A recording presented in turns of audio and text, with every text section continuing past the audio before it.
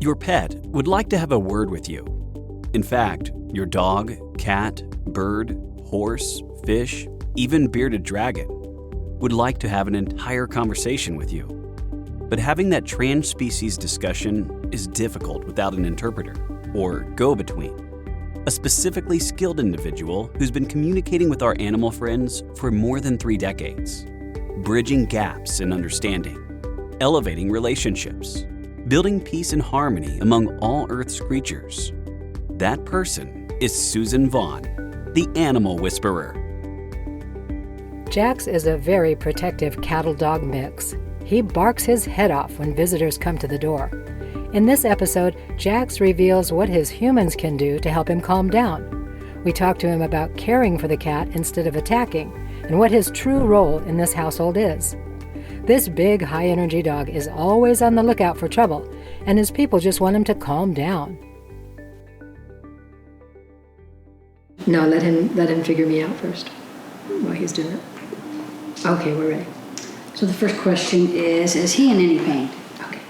I'm going to just ask you some questions, that's all. He says, first of all, I don't have any of the same problems with my eyes that Petey has. And my senses are very keen. I can see good, hear good, smell good, taste good, all that stuff is good.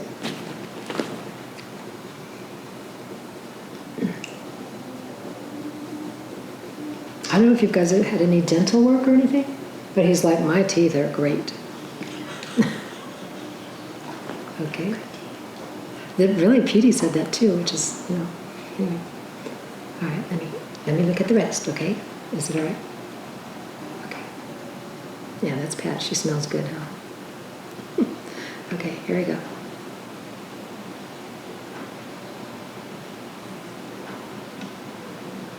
Okay, all the things in the throat look good, like pituitary, I think is there. No, that's a brain thing, but thyroid, all that looks good right now. He's like, everything is good here, move along. Okay. And so he's like, I'm very sound, and if I did have something, I probably wouldn't tell you about it. And I don't want to have anything done to me, for me, or anything like that. I'm good. Okay. So the next question is the same question about the cat. Oh my. Can he they double team the cat? Attacking the cat? Oh my goodness, okay. Sometimes I think if it were only one of them in the room, we wouldn't have any attack of the cat. But the two of them are a pack. And it starts with him, where he will take high alert, and he'll put his ears up, and he'll put his nose down, and now they both think they need to attack the cat. Okay. We have to keep them separate. All right.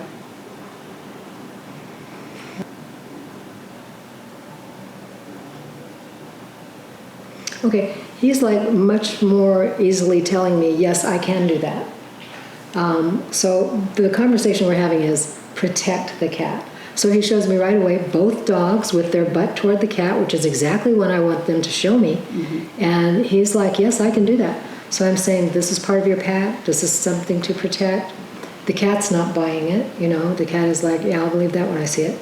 But they're both, especially, what's his name again? Petey? This is Jax? Jax. Especially Jax is saying, yes, I can do that. I can protect the cat. So let me just go in and talk about it again.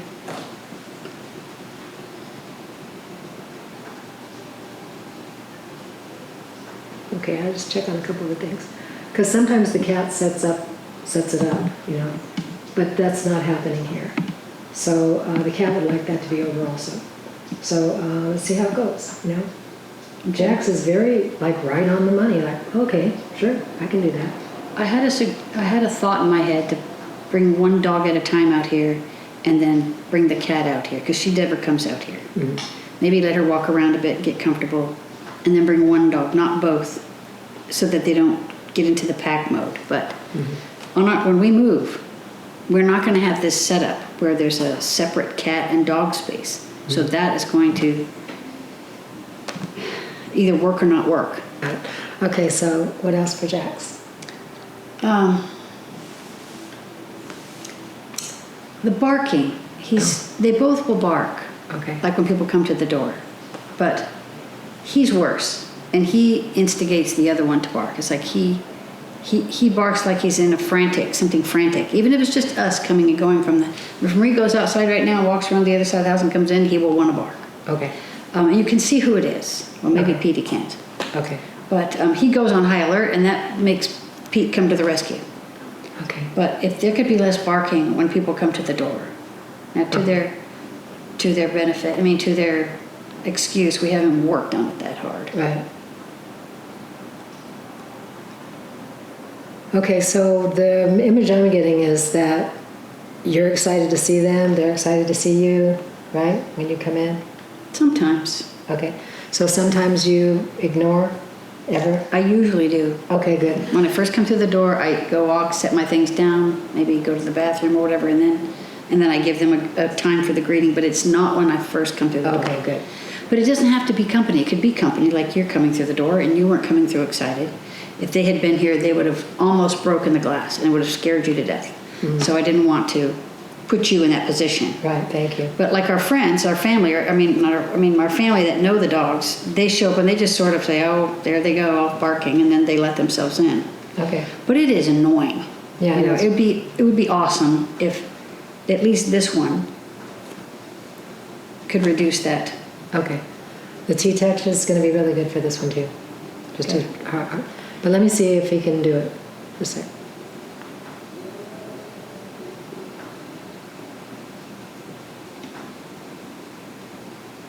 So do you have a command that works that's lay down?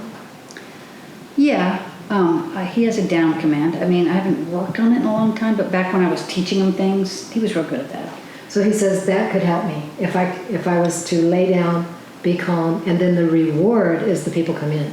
Okay. But he has to kind of stay in that. Okay. There has to be no excitement at the door.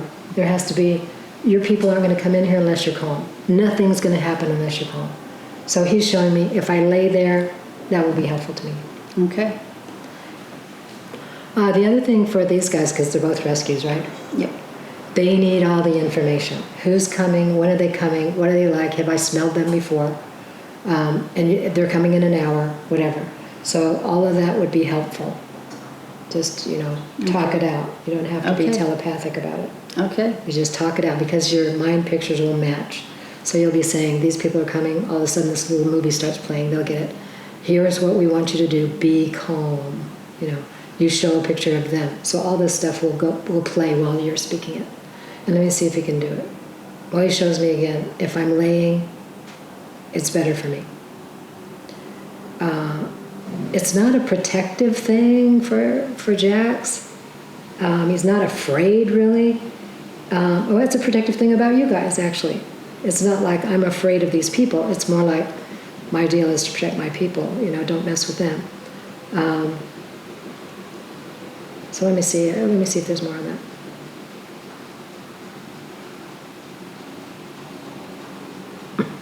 Yeah, it's kind of like a pride about it. Like, I can scare anybody away. I can totally take care of my people. No one will mess with me. I will bite their arm off. It's like, it's like a badge of honor, kind of. I don't know exactly how to get around that, but a whole lot of reward for being calm. Like a lot of people don't think of, should I reward my dog when he looks like that? Yes. When your dog is totally passed out, give them a little pet and say, good dog, Make sure they're getting the reward for this. We'll let Pat go over there for a minute.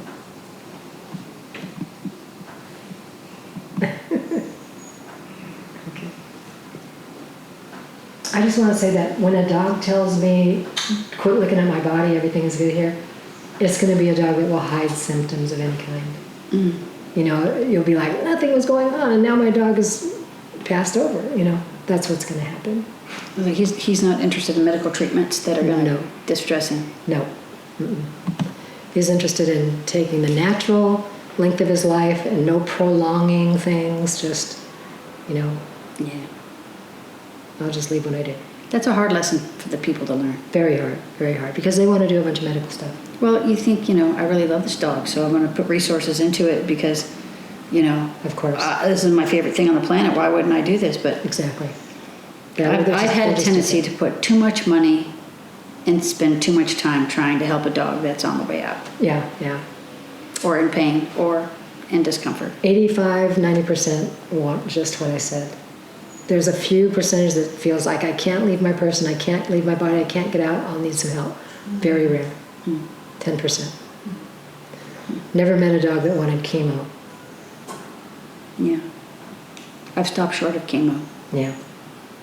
Every now and then, you'll run into one because they're going through what their person is going through. Their person's doing chemo, we're doing the same thing, but you don't give your dog anything and your dog doesn't give you anything. But they do sometimes. You have diabetes, they have diabetes. So they sometimes do that kind of thing, but you don't give them anything. This is actually very good. I can do a good communication when your dog is like that, which is kind of, people, it's kind of different for people because they think, you want to look in their face and everything. No, you don't want to do that. You don't need to do. You can do the cat, and the cat's not even in the room. Yes, and Jax, he's very sensitive to people touching him, for one thing. Have you figured that out already? I'm sure. He was very cautious about me touching his body. He wanted to make the move. Okay, he doesn't want anybody to, necessarily make the move. He doesn't like surprises. He didn't really want me to touch his face unless he had smelled me for a while.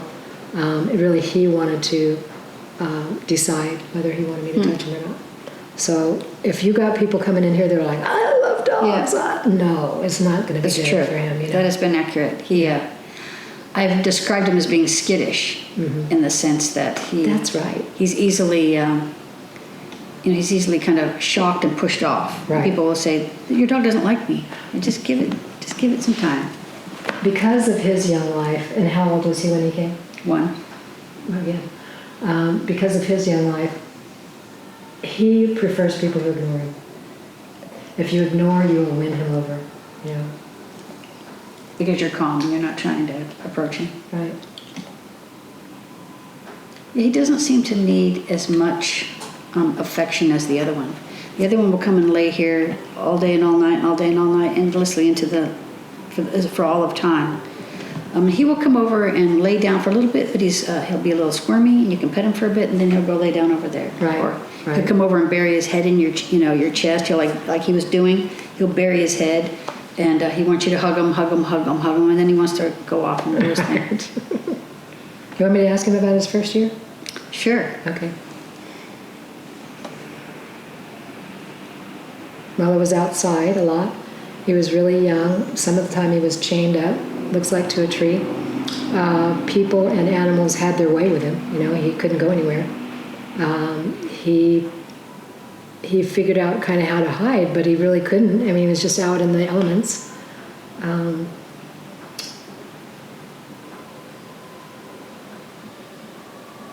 One person didn't treat him well in terms of there was a stick involved, and he wasn't really doing anything wrong. He was unable to go anywhere, essentially. So he felt very trapped. He likes to have, he likes to be able to see where he can go next. Don't corner him, He likes to be able to know he can escape or leave the area wherever you're approaching him, or, that kind of cornering is not his idea of a good time. I would expect him to be very gentle, giving him food or whatever. He is very. Mm-hmm. He's very tentative about it in the sense of, let's see, are you suspicious of the food? Yes, I am. Okay, so he's experienced what I call bait and switch. So, in other words, he had a treat and then somebody hit him, or treat and somebody gave him a shot, or treat and some other bad thing happened, So he's a little suspicious. He's a little over it now because he's been here a while, but he's still very tentative about that. How's he feeling about the move? Oh, well, he sure knows about it, but he's like, we'll see if that happens. So he's not convinced, and I told him before I ever got here, we might talk about this, but it's a little ways off. I don't know how long off it is. He says I could get through it. It would be much more of a challenge for Petey. But he says I could get through it, with all the information. Like, how is this going? How long will it be? Where will my people be?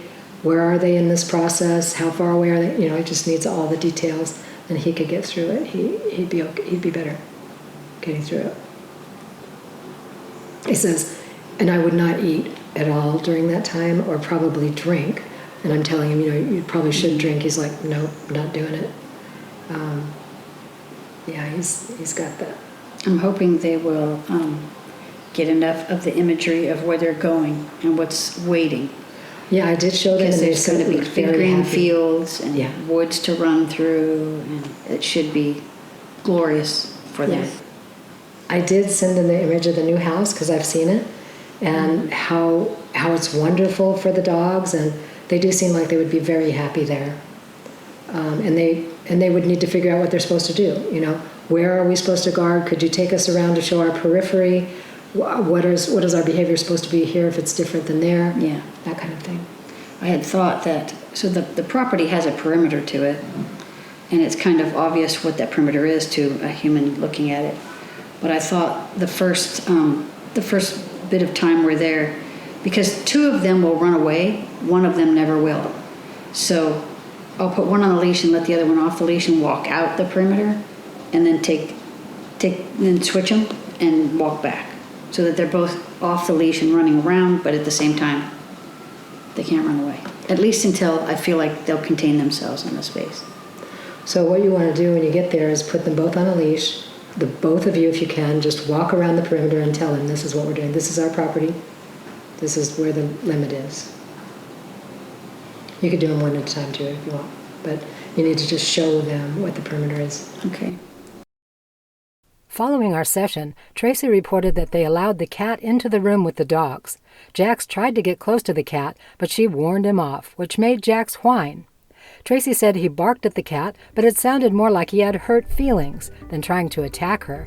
Jax was the kind of dog I often meet in my practice, the kind of rescue dog who's had plenty of negative attention in his early life, so ignoring him was the best way to gain his trust. For more episodes in the series, be sure to like, share, and subscribe. To learn all about Suzan Vaughn and her services, visit her website at animalwhisperer.net. Be part of the community by subscribing to her Facebook page, animalwhisperer.net. Then sign up for Suzan's newsletter to enjoy more of her fascinating animal-human communication stories.